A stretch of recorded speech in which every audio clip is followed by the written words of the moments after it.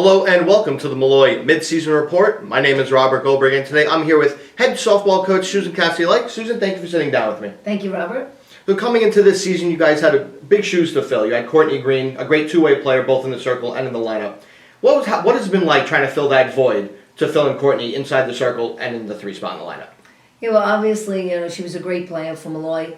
I'm very lucky to have had Amanda to serve under her, and Amanda did well last year. So Amanda, I have as the one really starting off and setting the pace for the other two pitches. We knew we needed to bring in a transfer, so we were able to get Brianna Macias, who played in a very competitive league. So she's very cerebral, so she watches every game and she really studies the opponent. So that has really helped us out. So that's a very good compliment. And obviously we needed more from Natalie from last year, but I think her sophomore campaign has been exactly what we've been looking for. She stepped it up. She's coming in relief. She's got a couple of spot starts and she's done really well. So I feel very comfortable with those three. Even with the departure of Courtney, you guys brought back your entire outfield, arguably the best outfield in the region, and a solid core of infielders. How has that been an asset for you as you went through the preseason now early in this year? Yeah, so the leadership that they provide in the outfield as well as their skills has been terrific. I think that's great for our younger players.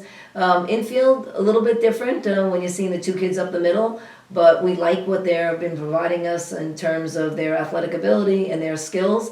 We have to work through things, but it's been going along fine. We're very happy with that. We're doing a little bit of switching every now and then, but eventually I think maybe in a couple of games we'll definitely have our set infield lineup. Now, you just mentioned the freshman infielders that you have up the middle, and McGurk and May Savage. What has stood out with them to you and that has kept them in the lineup to this part of the year? Well, they're very poised when they're playing, so they don't really play like freshmen. We made some adjustments. Maybe they just have to get used to our style of play. But as far as their being comfortable with the game, they're definitely gamers, which is important to us. You can't really tell they're freshmen. And their positions in our lineup, May has done a really good job, so I have to find a spot for her. So she's definitely can play second base, shortstop, or third base. Emily's got some pop. So that's kind of exciting. We've been working with her swing, but definitely like their poise. And you guys started off the season with 2 long road trips in South Carolina and Florida, but you came back home 7-7. What are some positive takeaways, but also some things you had to work on after those 2 big trips?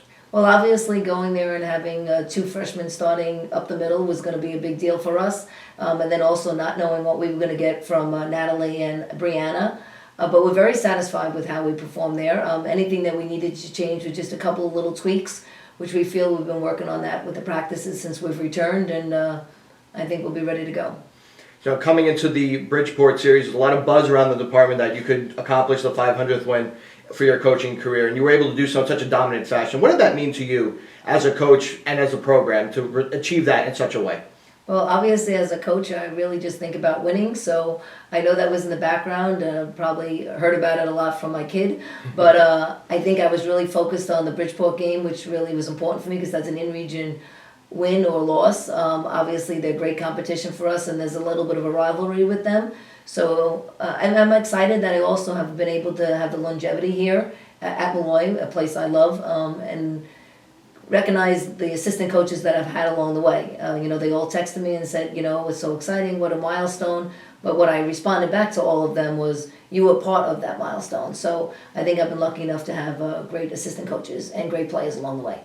Now, coming into the heart of your schedule, you guys have made the postseason 12 of the last 13 years. You guys haven't won an ECC title in about the last 5. What does this team have to do to make a deep run in the ECC tournament and then in the regional to get over that hump? Yeah, we talk about this a lot. Obviously, just making the postseason is not what our goal is. Our goal is to win an ECC championship.